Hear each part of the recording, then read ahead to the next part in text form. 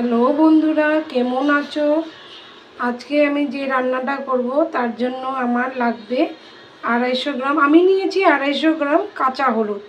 ওটাকে গোটা নিয়েছি, ধুয়ে ক্লিন করে এখন ছোট ছোট করে পিস কেটে নিচ্ছি।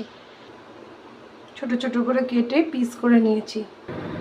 250 হলুদটা মিক্সিতে পেস্ট করে নিয়েছি। হাফ কাপ তেল নিয়ে কড়াইতে গরম করতে দিয়েছি। এখন হলুদগুলো ছেড়ে দিচ্ছি। হলুদটা তেলে দিয়ে ভাজা ভাজা করছি। আর অল্প হাফ চামচ মতন গোলমরিচ গুঁড়ো দিয়ে দিব।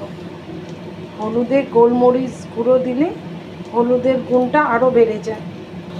আমি যে ভাজাটা করছি পুরো সর্ষের তেলে করছি। তোমরা চাইলে তেল না দিয়ে গুঁড়েও হলুদগুলি আসাতে পারবে।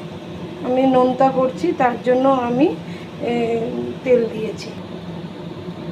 হলুদ নুন দিয়ে একটু ভাজা ভাজা করে নিচ্ছি। ভাজাটা কমপ্লিট হয়ে গেছে, পুরো রেডি হয়ে গেছে। এখন নামিয়ে নিচ্ছি। পুরো রেডি আয়ুর্বেদিক আচার, হলুদের আচার। এটা তুমি ঠান্ডা হলে এয়ারটাইট কন্টেনারে 1 মাস ফ্রিজে রাখতে পারবে। তুমি রান্না করার সময় অল্প অল্প দিতে পারবে, চাইলে রান্না করার সময় দিতে পারবে। ভাতের পাতে গরম গরম ভাত যখন খাবে তখন প্রথম গরসে এটা খাবে।